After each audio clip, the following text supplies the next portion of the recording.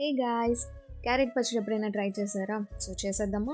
So 4 to 5 carrots తీసుకొని ఇలా రౌండ్గా స్లైసెస్ చేసుకొని కొంచెం గ్రైండ్ చేసుకుంటాం అనమాట. సో తర్వాత ఒక కడాయి తీసుకొని biryani spices and 2 spoons of ఇలా పోపులు వేసుకొని ఒక హాఫ్ స్పూన్ మెంతులు, హాఫ్ స్పూన్ సోంపు అండ్ హాఫ్ స్పూన్ జీలకర్ర వేసి లైట్గా వేయించుకొని గ్రైండ్ చేసుకోవాలన్నమాట పౌడర్ లాగా. అండ్ ఇంకో కడాయి తీసుకొని కొంచెం ఆయిల్ ఎక్కువ వేసుకోవాలి నిల్వ ఉండడానికి. సో తర్వాత కొంచెం ఎండుమిర్చి, వెల్లుల్లి అండ్ కరివేపాకు వేసుకొని ఒక 1.5 స్పూన్ మనం అల్లం వెల్లుల్లి పేస్ట్ వేసుకొని బాగా కలుపుకోవాలి. తర్వాత మనం ఇందాక గ్రైండ్ చేసుకున్న పౌడర్ ఇప్పుడు వేసుకొని మళ్ళీ బాగా కలుపుకోవాలన్నమాట. సో తర్వాత మళ్ళీ 2 స్పూన్స్ ఆఫ్ కారం వేసుకోవాలి. తర్వాత 2 స్పూన్స్ ఆఫ్ సాల్ట్ వేసుకొని మళ్ళీ బాగా కలిపేయాలన్నమాట.